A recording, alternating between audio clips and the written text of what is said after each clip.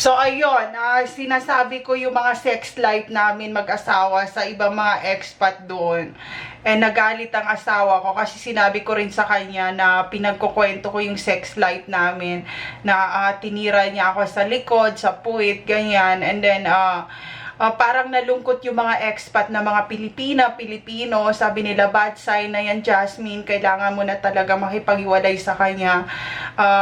Hindi ka talaga niya gusto.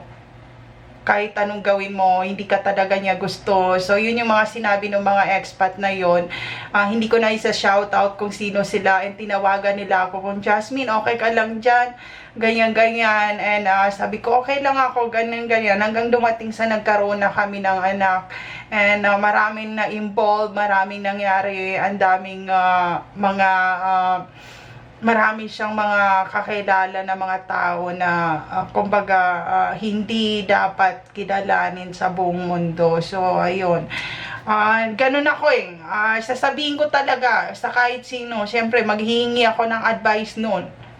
Ganun din ako sa ilog ganun din ang ano ko talaga, kinukwento ko rin kasi kinuwento ko sa kanya Sabi ko, kinakain nilang puke ko sa Tucananes, Cotabato City, Mindanao, and it's free to eat my pussy in the live with all the neighbor watching me. Sinabi ko sa kanya yun. So, habang kinakain nila yung puke ko doon, nanunood silang lahat sa akin. So, ganun kalala, diba? So, kahit siguro centavos, ililibre mo ang puke ko. So, hindi na ano ang puke ko. Kumbaga, hindi na fresh. Pero hindi ako pwedeng i-packing sa farm. So, ayun.